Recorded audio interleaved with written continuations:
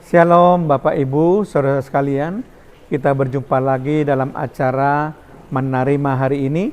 Saya harapkan kita tetap sehat walafiat, kita tetap setia dan senantiasa rajin untuk selalu menyelidiki firman Tuhan, supaya pertumbuhan rohani kita boleh menjadi dewasa.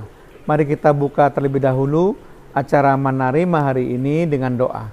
Terima kasih Tuhan kalau kami masih diperkenankan untuk berjumpa kembali dalam acara Menerima hari ini. Kami percaya Tuhan, firman-Mu akan menuntun kehidupan kami, supaya kami boleh lebih dekat kepada Tuhan, boleh berjalan menurut kehendak-Mu. Terpujilah nama-Mu Tuhan, di dalam nama Tuhan Yesus Kristus, kami melepaskan doa kami dan mengucap syukur. Haleluya. Amin. Shalom Bapak Ibu, saudara sekalian.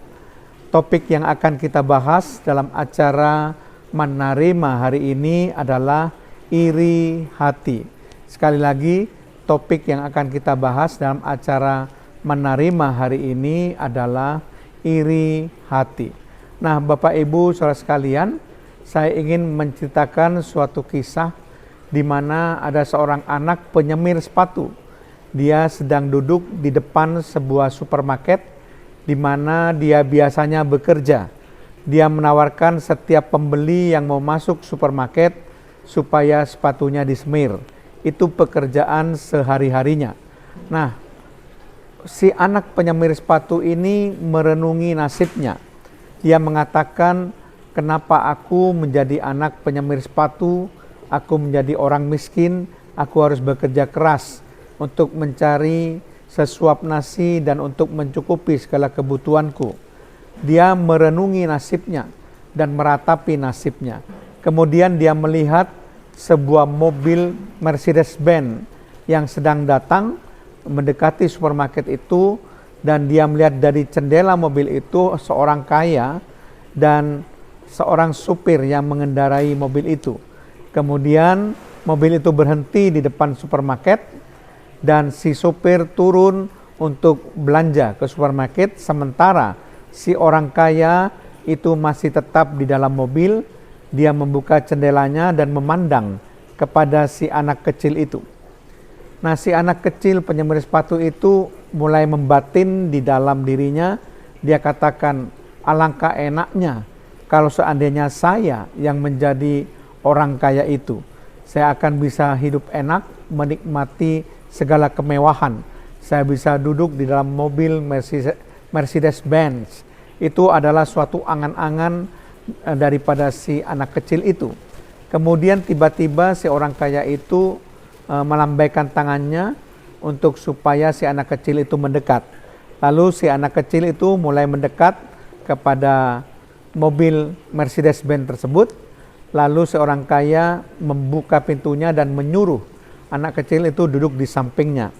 Nah, ketika pintu mobil itu terbuka, dia melihat bahwa si orang kaya itu tidak punya dua kaki. Dia diputus sampai sebatas lututnya. Kemudian si orang kaya itu mengatakan demikian, anak, betapa bahagianya engkau, karena engkau mempunyai kaki yang lengkap, sedangkan aku tidak punya kaki yang lengkap. Aku tidak sebebas dirimu. Seandainya Tuhan mengizinkan, aku mau menukar keadaanku dengan kamu. Kamu bisa menjadi aku dan aku bisa menjadi kamu. Kemudian si anak kecil itu begitu melihat keadaan si orang kaya tersebut, katakan, oh tidak, biarkan aku seperti aku sekarang ini. Kemudian dia mulai pergi dan mulai bersyukur kepada Tuhan karena Tuhan masih memberikan anggota tubuh yang lengkap.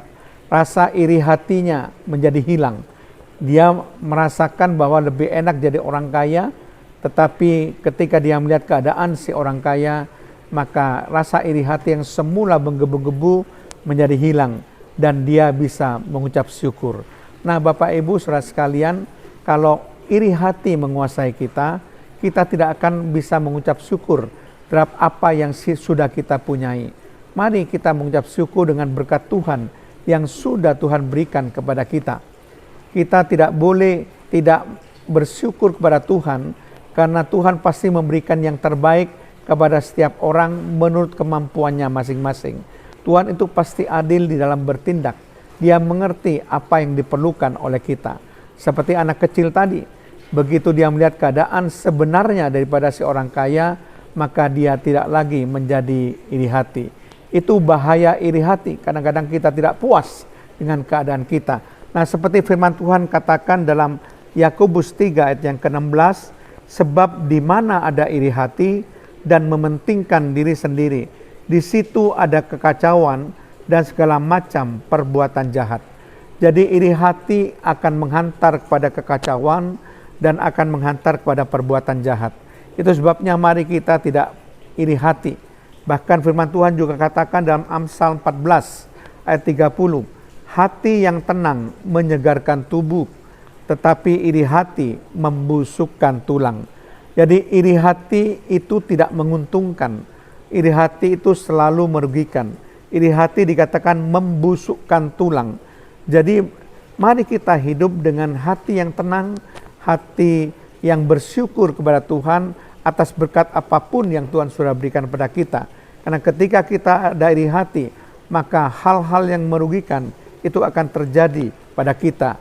Mungkin iri hati akan menghantar kita kepada sakit penyakit, karena kita tidak bisa bersuka cita, bergembira, dan mensyukuri keadaan hidup kita. Amsal 23 ayat 17 juga mengatakan, janganlah hatimu iri kepada orang-orang yang berdosa, tetapi takutlah akan Tuhan senantiasa. Firman Tuhan katakan kita nggak boleh iri kepada orang-orang berdosa. Kita punya keadaan yang lebih baik, kita punya keadaan di mana Tuhan sudah menyelamatkan kita. Jadi itulah sebabnya hilangkan iri hati dalam kehidupan kita, supaya kita menjadi orang yang bisa bersyukur kepada Tuhan. Amin. Mari kita berdoa. Terima kasih Tuhan kalau Tuhan sudah memberikan kepada kami suatu pelajaran di mana kami harus berusaha tidak iri hati Tuhan terhadap apapun yang dipunyai oleh orang lain. Kami tahu Tuhan memberikan sesuai dengan keadaan kami masing-masing. Tuhan adalah Tuhan yang adil. Tuhan mengerti Tuhan lebih jauh keadaan kami. Biarlah kami belajar bersyukur atas berkat Tuhan yang Tuhan sudah berikan pada kami. Dan kami boleh menghilangkan, menghancurkan dan membuang rasa iri hati dalam hati kami.